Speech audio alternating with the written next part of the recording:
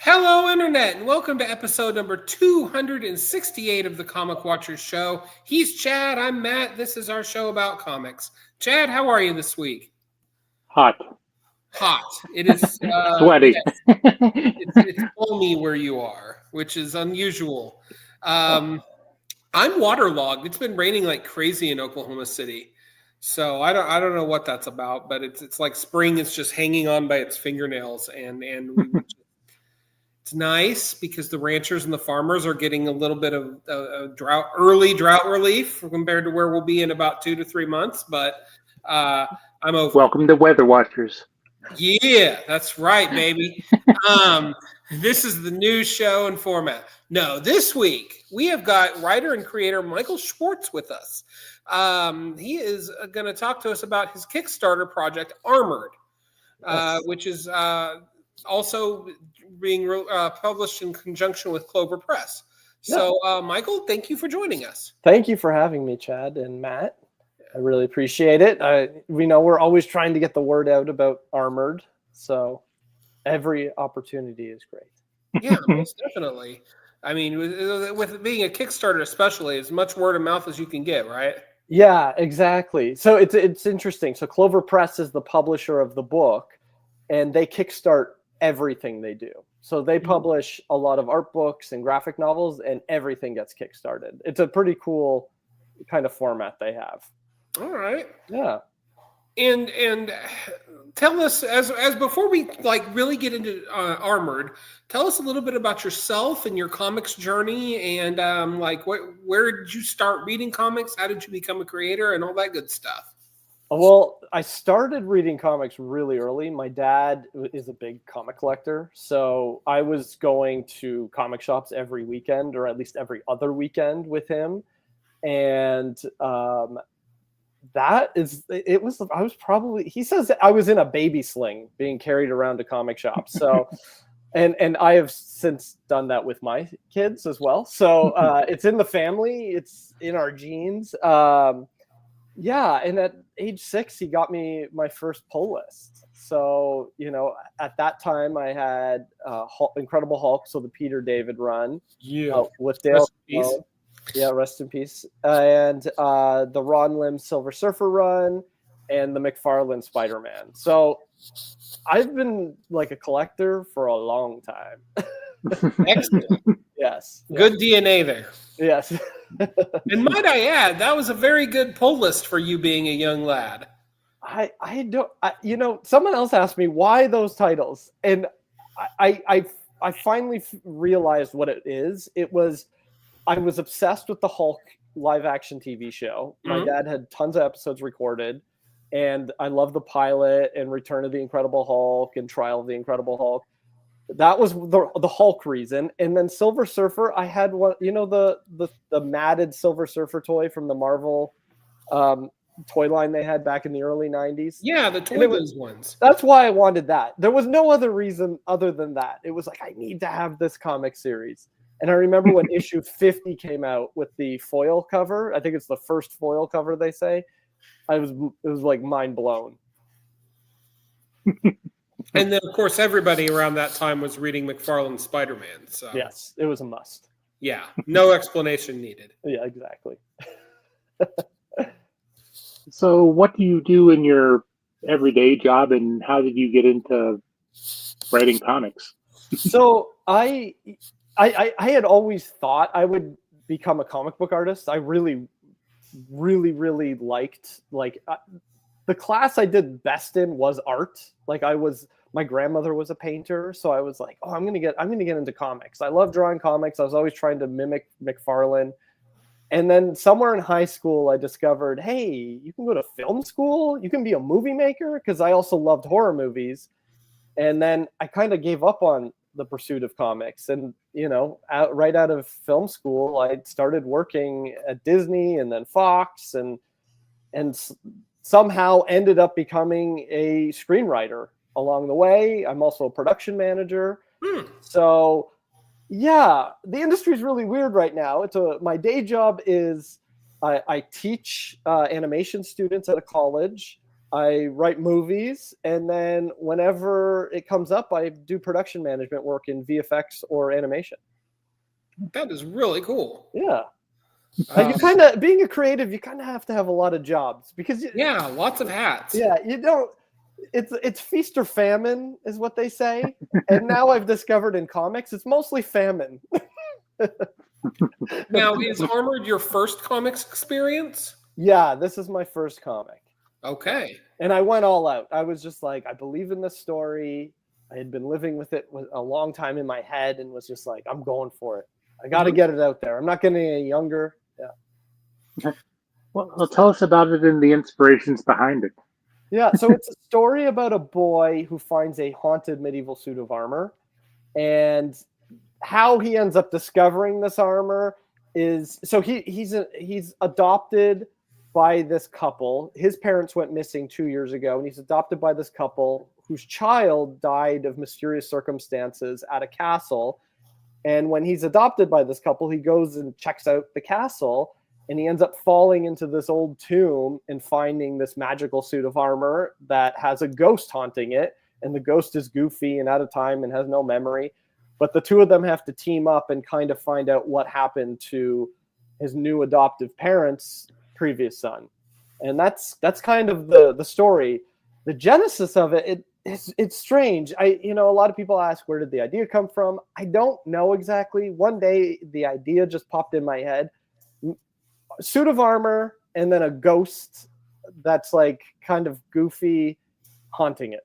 That's all I had. And then eventually it was like, do I write it as a movie? Do I make it a TV show? What do I do with this thing? And nothing felt right. And then I had all my comic books stolen. So that whole collection I had growing up was stolen.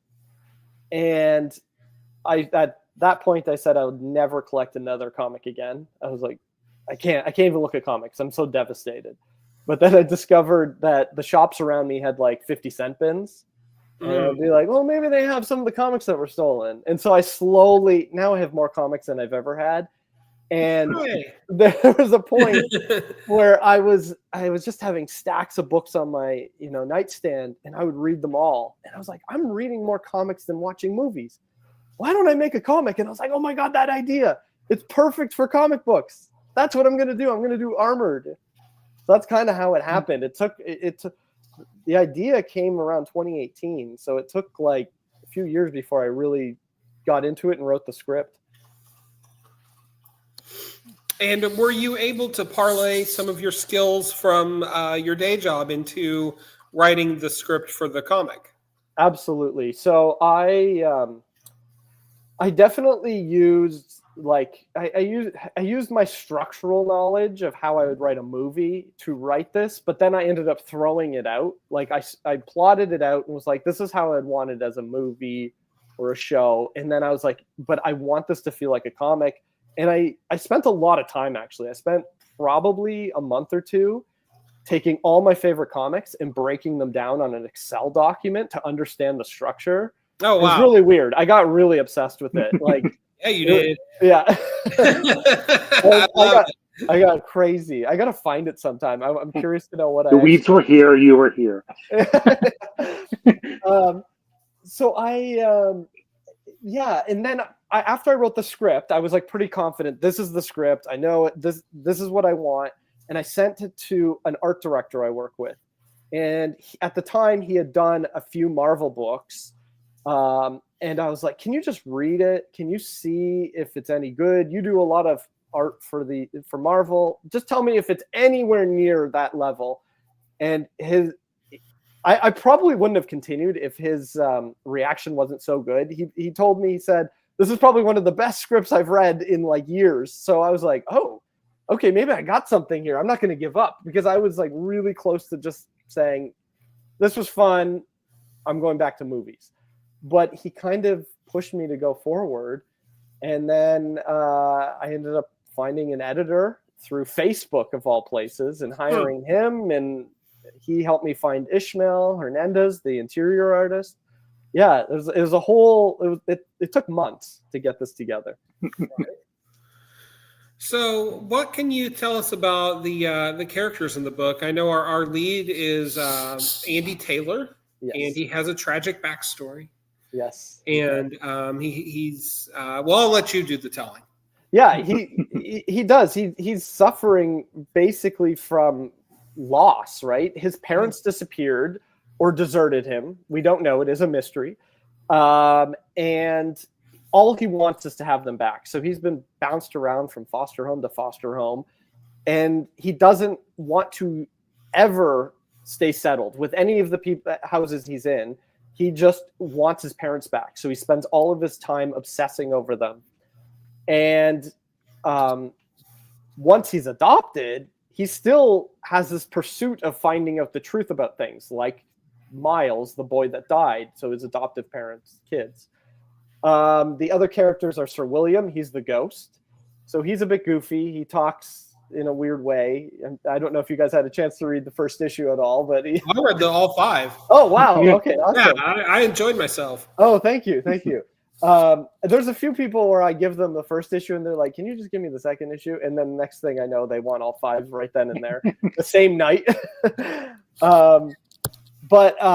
Yeah, Sir William, he's goofy. He doesn't have a memory. He doesn't know why he's here. He just has fragments of memory. And then there's the parents who you don't really know. Are they really weird? Are they strange? Like, are they just also trying to get over the loss of their kid? Is Andy a replacement child? Like, there's a lot of emotional baggage there. Chad? So, yeah. I thought you froze. No. Yeah, I noticed William, the ghost. I noticed at one point he almost talks like Yoda. Oh. he's got that old man vibe, you know. He's a mentor. Yeah, he's like Obi-Wan or any mentor a child could wish for. You know, when I first started, I was like, "Ooh, Aladdin is a great equivalent." Like, I was trying to think of like the genie. Oh, this is his genie, you know. Mm-hmm. And he's just goofing around all the time. But Sir William's a bit more serious because we're dealing with a bit more serious subject matter than Aladdin was. Sure. Yeah.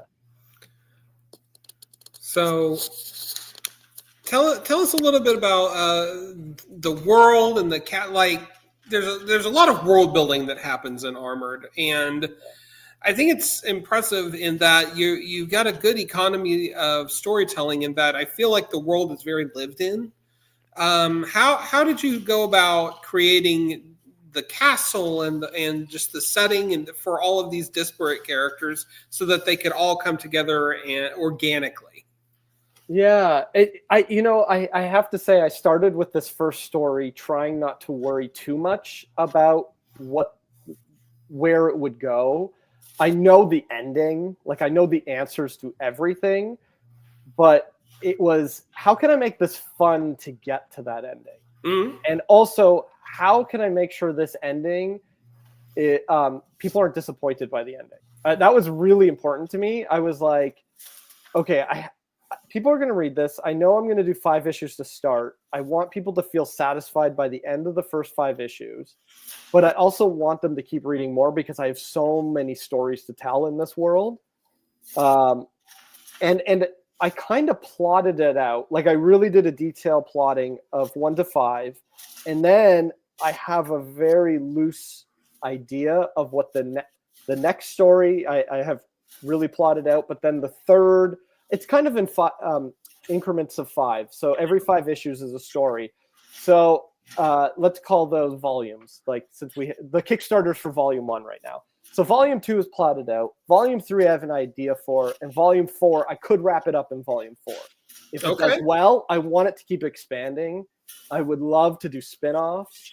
If you read issue 5, you've seen the final page, and there's a new character, and I would love to do a spin-off of that character. But if you go to the Kickstarter, you can get issue 6, and we tell Ishmael and I tell her whole story in about 5 or 6 pages. But there's so much more to her story in issue 6, or outside of issue 6, I should say.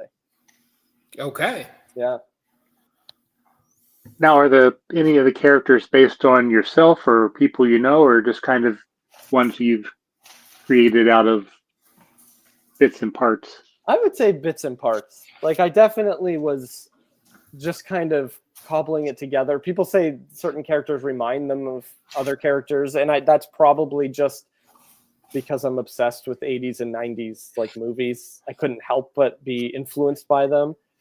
It wasn't I didn't actively make that decision to say, hey, this character is like this person. It just kind of happened organically. And then a lot of it is Ishmael too, right? Like how he designed the characters, the castle too. I grew up going to Germany with my family a lot as a kid.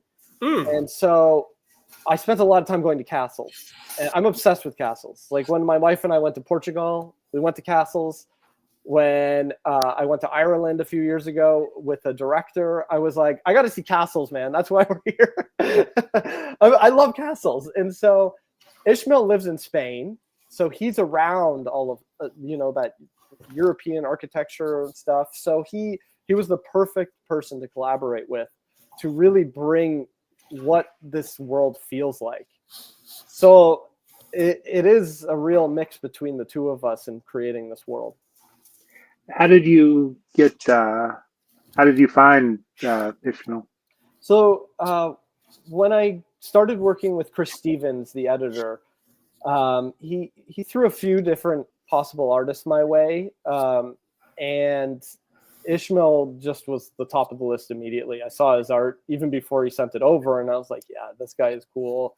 I showed it to my wife and was like, what do you think? And she was like, he's great. And it has just such a different look. Like I love every page he pencils, inks, and watercolors. And it's not something you see every day.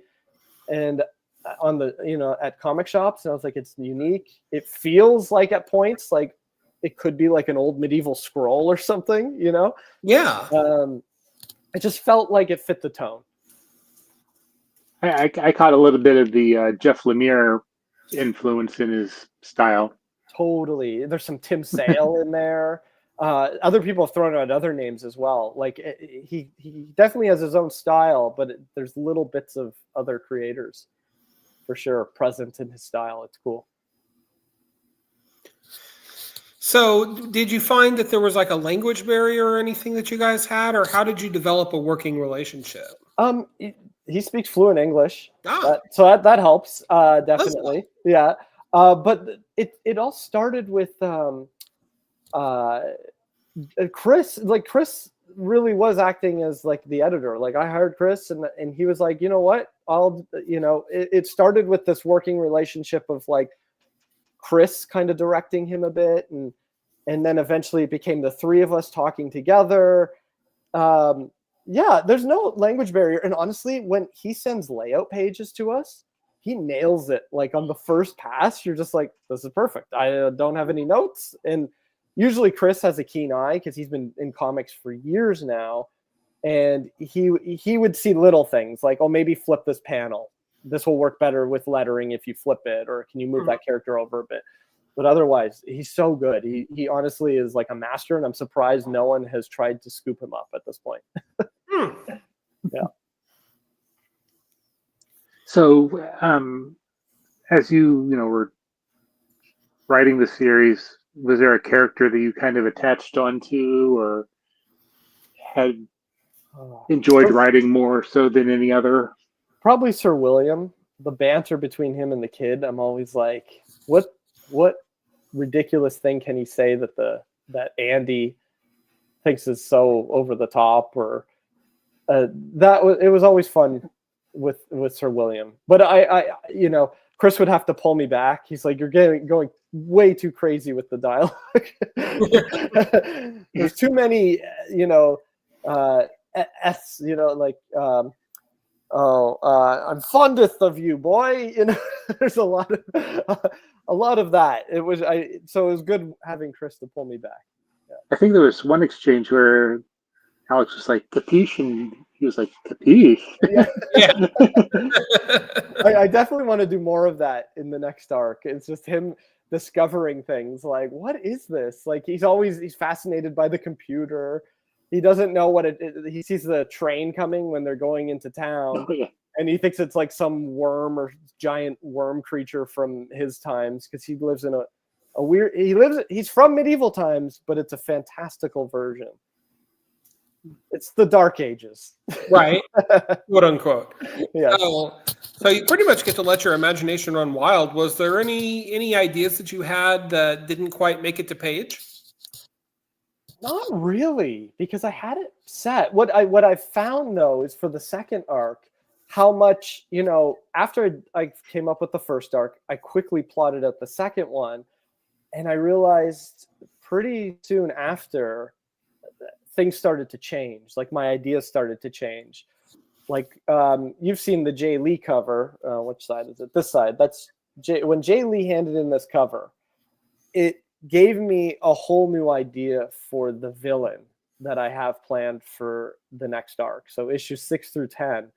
And I was like, I knew what the villain was going to do, but it just added a whole other layer. And you're probably like, what? I don't understand. What does that do? But in my head, it gave me, and then even Ishmael, when I sent him the script for issue 6, he said, hey, can this character can he be in a wheelchair? And he gave me an idea as to why. I was like, oh, that is interesting. And it does take the character to a whole other level. You feel more for this character, and you get why he could become evil. And so it was there's just so many layers he added to it that I never thought of, and it's just interesting. So that was a cool.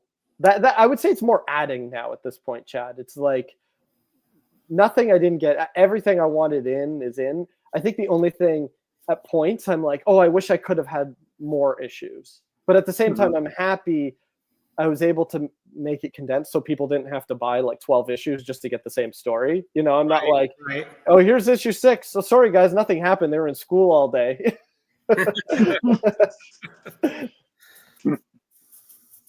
So, yeah. Matt, do you have another question? Because I know you have to. Oh, no, you go ahead. I've still got about 7-8 minutes. Okay. So each issue has been kickstarted, correct?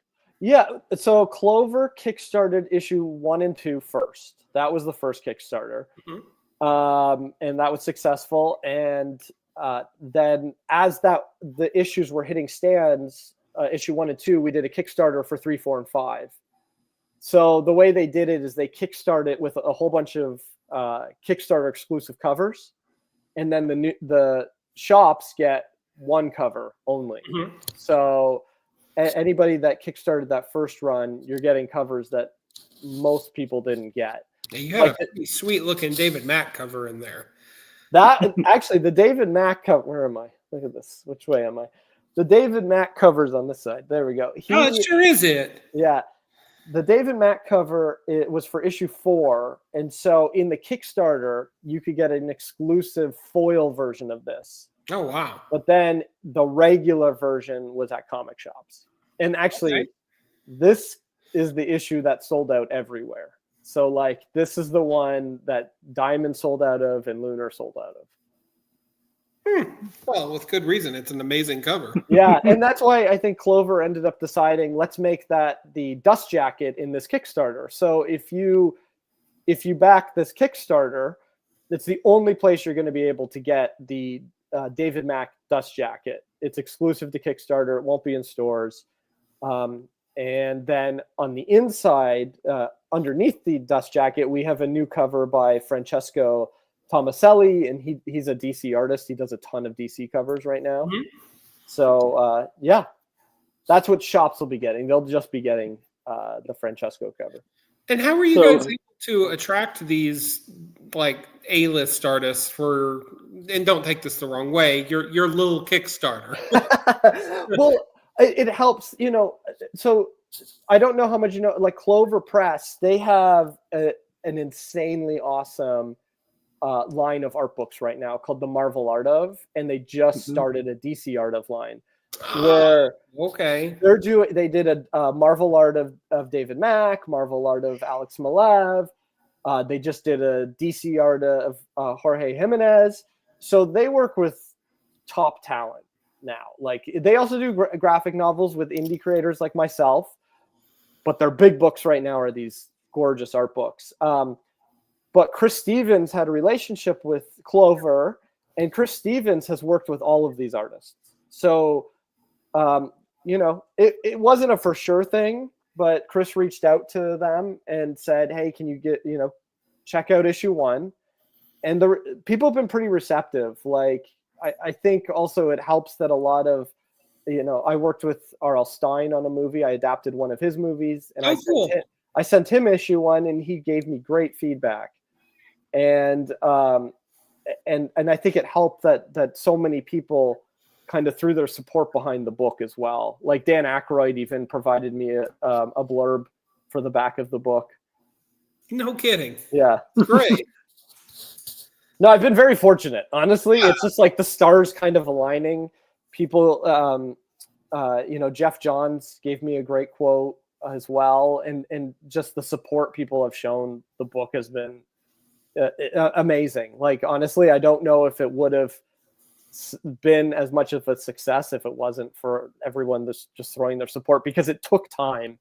It's like we did the Kickstarter, and then issue 1 came out, and we sold out a diamond, but they replenished that stock, and it was like I was still trying to get people to check it out. It was like, come on, check it out. Like, guys, trust me, try issue 1, just try it. And over time, it just slowly has built this, like, it's been this small but dedicated fan base of people being like, where's issue 6? When is the next one coming out? So and it's still growing. That's the thing. I'm still getting messages of people, like, even just before this campaign, being like, when's the hardcover coming out of your book? I really want to read it. I'm like, how do you know about it? So it's weird. It's because it's not an Image book or a Dark Horse book. It's with a smaller publisher. It's harder to get the word out, right? Because people go to the brands they know first, and they have a finite amount of money before they're jumping into anything else and taking a risk on it. Yeah, most definitely. I know for my dollar, I'm walking out of the comic store with a stack of comics that's like 18 or 20 deep every couple weeks, and it's like, well, do I really have time and money to check out this independent book from creators and publishers I've never heard of? But so it's always a gamble. But Michael, I hate to say this, but I have to go. But Chad is going to be with you the rest of the way. No worries. And, thank you so much for being on our show, and congratulations on Armored. It's a fantastic book. Thank you so much, Matt. Nice meeting you. Have a wonderful evening. All right, Chad. All right. And now we can talk about Matt. Yeah, great. That's what this whole interview was, right? Right. Yeah. So how do you feel that you've grown as a writer from issue 1 through issue 5? Oh man, that's a tough one. I'd like to say I understand more about like what to do and what not to do, like especially understanding Ishmael's strengths and what readers like. Although, like I know, like I love it when Ishmael gives me a splash page, for instance. I'm just like, oh my god, this is beautiful. So in issue 6, I was like, can you do a double page spread? So stuff like that. It's about like just adding on to what's already there or making it better or whatever. It's hard to know. We'll see. Let me write more, and then we'll see. Yeah. Well, knowing what you know now, what advice would you have a less experienced you, and what would you tell that less experienced you that you at least know now? I would definitely say just do it. Like, I think a lot of times I would hold myself back, like, oh, I don't know how to break into comics. I don't know how to make a comic. I don't know how to do that. And I would just try. Like, I try to tell everyone, just finish your script. That's the first step, right? Like, I sometimes would get through like 10 pages and be like, I don't know if this is good. I give up. And I'm like, you got to just finish. I tell a lot of people that. Like, the hardest part of writing is actually finishing it. it can happen to anybody, even like experienced screenwriters. I see them, I don't know how many of us have half finished screenplays or, the first act. Now, I know you said earlier that there was some help being a screenwriter helped you write, with your comic book writing. Is there anything from comic book writing that you've been able to use, for other projects and other mediums? I don't know. I'm not sure about that. Maybe, but it's probably to the detriment of the director that would end up directing the screenplay because now I'm thinking a lot more about camera angles and set design than I ever used to. When I'm writing a screenplay, I'm always trying to leave a lot for the director to decide. It's not up to me to decide, necessarily all the details of a set or the camera angles at all. I never put camera angles into a screenplay. But now I'm thinking about it a lot more now that I've done comics, because in comics you describe every panel. Honestly, just writing, it's good to just write. You're just getting more and more practice, and I think that's important. And then hearing feedback, getting notes is good. I get a lot of notes from my editor. Yeah. You have to put yourself in a different frame of mind to go from comic to screenplays or vice versa. Yeah. Since like you're thinking about those different angles now, and also the page turns as well. Like, what's the big reveal on the next page, or how am I ending the issue, and which side of the page am I ending it on? Am I ending on a splash? Do I want this comic to be 26 pages? Is it going to be 28? Thinking about things like that, it's something you don't think about. And pacing, you have to think about how many pages do I need to have this action scene? Do I even have enough pages for an action scene? Sometimes I'll be doing an outline for an issue of a comic and think, I know this action has to happen here, but I only have 2 pages. Can I tell this action in 2 pages? So yeah, there's a lot more thought I have to put into writing a comic book script for sure. And I tell everyone that. So who are your influences when it comes to writing? Who do you look to for inspiration? In comics, it's always been Jeff Johns. Early on, I would say like Stan Lee. My dad would read me Amazing Spider-Man and Fantastic Four when I was younger. And then I was really into Mike Mignola and Spawn in the 90s. And so they were definitely big influences. But then in the early 2000s, I discovered The Flash with Scott Collins and Jeff Johns on the title. And I got really, really into his writing, so much that I think it inspired me to become a writer in film school, like trying to pursue storytelling. And I would say he's been the biggest influence when it comes to comics and writing. And then another influence is Clive Barker on like the novel side or screenplays. Like Barker does everything. He does comic books, he does novels, and he does movies. So that inspired me to the point where it's like, oh, you can work in multiple mediums. You don't have to be confined to one and focus only on one. And you said that you received a lot of, feedback and on your writing. Is there one that may stand out more so than any others, or one that influenced you or spurred you on to the next level? I don't know. In working in film, you get a lot of notes from producers.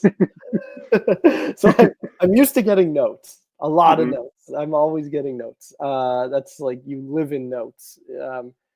No matter how good you think that the screenplay is and how perfect it is, you'll get notes constantly. So that I'm used to. But having an editor in comics, I think, really helped. Like, it's like in movies, I don't want a producer to send me notes. I don't want anyone to give me notes. And then in comics, I'm like, please give me the notes for the script. I'm paying for it this time. Right. Yeah. What are you reading these days that you're really enjoying? I'm enjoying like Absolute Batman. I really enjoyed the Alan Scott miniseries from DC. Reading Ultimate Spider-Man. I love Ghost Machine. Ghost Machine is like my go-to. That's like every title of theirs is on my pull list right now. Trying to think what else. I feel like I'm constantly picking up books, and I'm always trying to come back on the pull list. It's like, okay, let's cut it down to one comic a week, and then it's like back up to 8. Good luck. Yeah, it's impossible. I don't know. Is there stuff you recommend? What are you reading right now? I've really been enjoying Assorted Crisis Events by Dennis Camp. Oh, okay. Yeah, I want to pick that up. I've been picking up a lot. It's really good. Cool. If you like Ice Cream Man, it's kind of in the same vein. Oh, but really? a different, but it like more crisis, time messing up and stuff like that. But it's visually and reading the page, it pops all over the place. Cool. Yeah, I definitely have to grab that one. I've been picking up a lot more indie books like over the past 2 years. I've just been more drawn to stuff in the indie space, I would say. Other than that, I've been reading the most recent Star Wars stuff. I know that we got in a Star Wars discussion the other day on Facebook, and yeah, that's a dangerous hole to go down. Yeah, I love Star Wars stuff, but there are too many comics right now. I can't. I just there's way too many Star Wars books for me. I'm like, I'll try out one, and then like I think I'm reading the new Star Wars title. I picked it up. I haven't read it yet though, issue 1. But it's there's a lot. There's a lot of Star Wars content right now. I enjoy the High Republic stuff. I just coming in like in the middle to end of the whole thing. It's like playing catch up.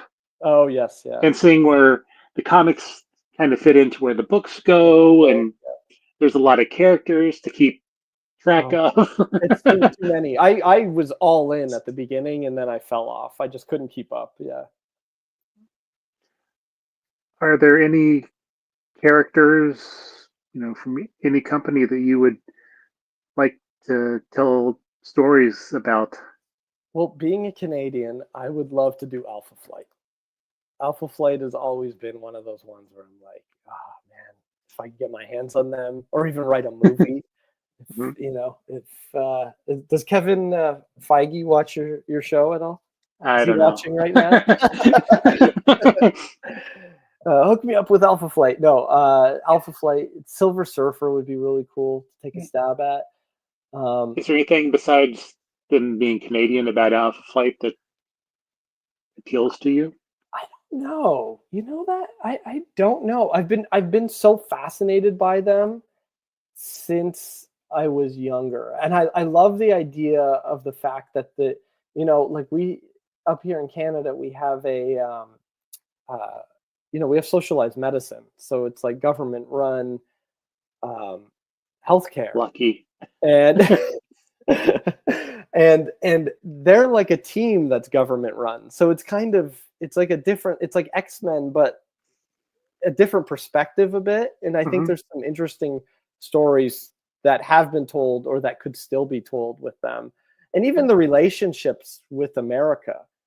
I always wonder what happens if some of those villains get past the border, right? They're like, there's too many superheroes in the US. Let's hit up Canada.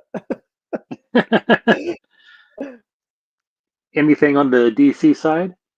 DC. Flash would be great. Flash should be number 1 for sure.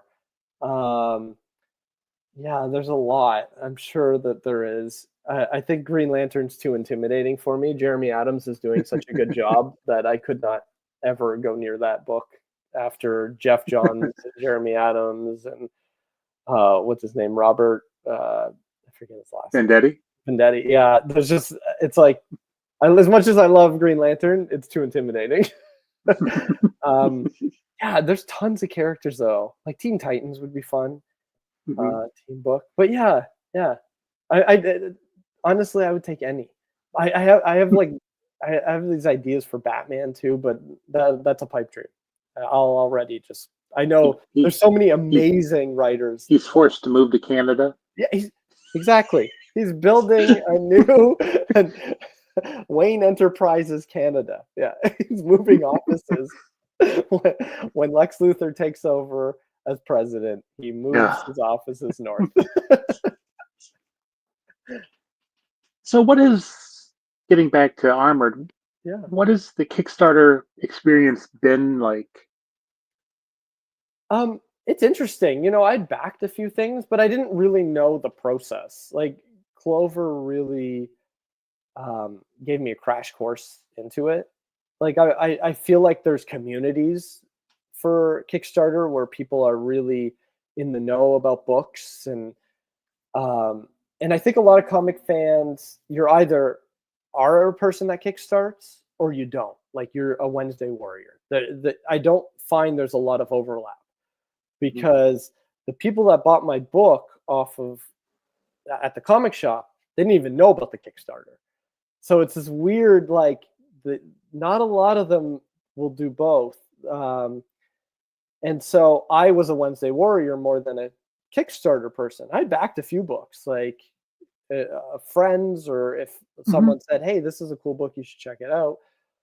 But I wasn't that aware of the community. And I found it intimidating, I have to admit, because you're having to do a ton of promotion to try to get the word out. Like, look at tonight, right? Like, you have to talk to people like me. Well, you're just trying to tell people about it. Like, I'm so passionate about it, but at a comic shop, you can pick it up and hold it. Now, Kickstarter, you kind of have to go on trust and recommendation, and it's hard. I don't. To me, it's I get nervous every time we do it, because then it's just like, oh God, do I even look? Like, did we get any backers today? Did anyone try it? And the Kickstarter roller coaster. Yeah, and it's like really great in the beginning, and then you're just like, okay, we're coasting now until the end, and then it's great at the end. It's a bit stressful. I'm not gonna lie. I think it's a bit of a drug for some people. Some people like the high of it, I guess. And me, I'm like, oh, too stressful. I can't take it. Please just back my book, please. Yeah. Well, funny story, when I first saw, I forget what campaign you were running on Kickstarter, I have another friend named Mike Schwartz who also does comics. So I was like, I sent him a message, oh, well, your new comic looks pretty cool. He's like, that's not mine. Okay, I have to. Is he Mike Schwartz art? Does he do art? Does he do illustrations? Yeah, but he also does like some comics too. Yeah, that's what I mean. His own comics. Yeah. Them? Okay, yeah. I discovered him on TikTok, and I was like, this is wild. There's a Mike Schwartz, and he's an artist. And so I messaged him, and I was like, dude, we got to do a comic together. Can you imagine if it just said Michael Schwartz and Michael Schwartz? I don't know if he's into the idea. So, Chad, talk to Mike Schwartz and tell him to do a book with me. I think it would blow people's minds. Well, it certainly blew mine when I was like, because I've met him through another community. It's like, oh, he's doing a Kickstarter, and it's like, I'll just touch base with him, and he's like, that's not my book. I'll tell him. Put in a good word for me. But now I know two Mike Schwartzes. Yeah. There is a Facebook group that's will the real Michael Schwartz please stand up, and there's like 100,000 people in that group or something. I forget. It's been a while since I looked. I was just shocked. So, if I were to strand you on a desert island, and I said that you could only take 5 comics, I'll accept runs of comics. Okay. What would they be? Definitely Amazing Spider-Man. Like the early stuff. Like 1 through, and I want first printings, Chad. In case someone finds me and I'll have money. Yeah, 1 through 100. I have such fond memories of reading that. I'm a bit of a sucker for Spawn. I've collected Spawn since day one. That I transitioned from the McFarlane run on Spider-Man right to Spawn, and I was probably way too young to be reading it. I think I was 9 when issue 1 came out, and then when Violator came out, I remember the comic shop owner going to my dad being like, "I don't know if you want him buying this," and my dad's like, "Yeah, it's fine." So yeah, Spawn. I'm quite obsessed with Redcoat. Have you read Redcoat at all? No, I have not. Okay, that's one of the new Ghost Machine books. Check it out. Okay. It is currently my favorite book on the stands. But yeah, I would definitely take some Flash. That's I don't know. Can I pick multiple things? Yeah. No, it's just kind of fun to see what people choose if they had 5 things they could read for the rest of their lives. Yeah, I would take Watchmen as well. Okay. Watchmen, yeah. I'm sure there's even more. I'm probably like not thinking of things, and tonight I'll be like, oh, I should have said that one. Good thing I don't actually have to go. Yeah. So you said that you had more of the Armored story to tell. Yeah. And you've planned out the 2nd volume and working on the 3rd. How much do you see it continuing if possible? Yeah, definitely. You think you could, grow the world, explore the characters, or? For sure. I said early on to Chris, my editor, I said, listen, I have enough story right now for 50 issues. And Chris still says that. He's like, I tell everyone we're doing 50 issues of this book. I'm like, I don't know if my bank account can handle 50, but it all depends on how it does, right? Like at the end of the day, I'm going to tell the story. It's just a matter of, is there an audience for it? Like the first arc did well in comic shops, but where you really need the book to do well is the graphic novels. And that's why this Kickstarter is so important. And then even after the Kickstarter, when it eventually ends up in shops, it's super important, because if it does okay, I'll still tell the story. It just might take longer for it to come out, because my plan is to reinvest whatever it makes and put it right back into the next volume. And it is really important for people, if you like a book, to not necessarily buy what you can, but if you can support a creator by grabbing a collected volume or a graphic novel, it helps immensely. And that's it's kind of a like, let's see what happens. We're moving into the next arc already because there is a demand for it. It's just, we got to see if people will show up, Now it's like, okay, will more people come to the book? Will the fans of it be able to convince other people to check it out now, is kind of where we're at. And I probably think that some of that extra story would be kind of going into Williams' history. Yeah. Because you kind of tease it there. I forget what issue it was, but there was 3. A little bit of tease. Yeah. So his memories are coming back in pieces, and we do a half issue. Remember Wizard Magazine? Yep. And remember when they used to do the half issues they'd offer here? To do a Wizard podcast, and so we're always talking about Wizard Magazine on it. We're going issue by issue. This is a funny issue. I don't think it has a half issue. It has a toy. But they would offer. I have a duffel bag full of Wizard magazines if you'd like them. That's great. Yeah, sure. Send them my way. I still have all of mine from when I was a kid, but I am missing a lot. But we do this podcast, and my co-hosts were like, we should do a half issue. And we asked Clover if we could do it. And they were like, go for it. You run it. And we did a Kickstarter for it. And there's a 10-page story. It's basically an entire homage to Wizard magazine, but then there is a 10-page Armored story in it. And that 10-page story, on the last page, Sir William gets more memories back, and it's visions of what happened. And it's like a really cool kind of look at how the armor was created a little bit. And there's some weird stuff too. There's also secrets in the castle that haven't really been explored, but in this half issue, they discover something else in the castle. So yeah, this could keep going. In issue 6, did you? I know Matt read issue 5. Did you get to issue 5? I'm halfway through. You're halfway through. So the last page, there's a new character that's introduced. 2 new characters, and those characters they have their origin in issue 6, and it's like a 5 to 6 page origin. But I would love to do a spin-off series with those characters where you see their whole story. How did they come to be? But again, these are like big ideas. If it becomes like Harry Potter, we'll do everything. But if it, if it's like a tiny little book, and maybe it'll be like, what would be great is if it's like a Hellboy, and we could just slowly do things over time. And I'm happy with anything. I just hope there's an audience and people come to it. Now, are you going to be taking or going to conventions to promote the book? Yeah, all last year, I had been doing store signings. I did a signing at Secret Stash, actually, at Kevin Smith's store.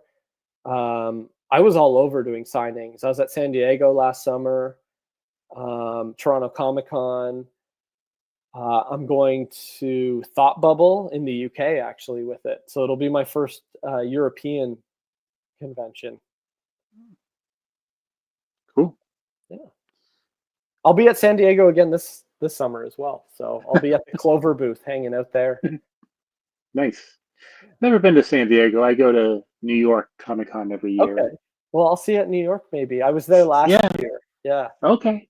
Yeah. So let's, as we kind of wrap up the show here, let's just kind of talk about the different levels of the campaign that people can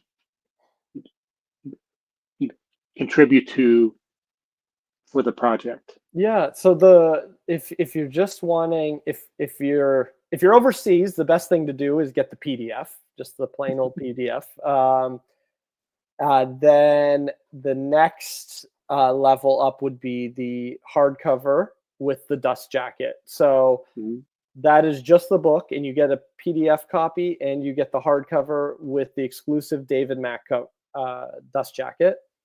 And then you start moving up into other tiers where you can get trading cards for Armored that are really cool. The designer at Clover Press is making it look like the old Marvel Masterpieces cards. Oh, cool. So I'm really excited about those. I hope people jump on that. I'm like, please add that. Get that tier. They're so cool.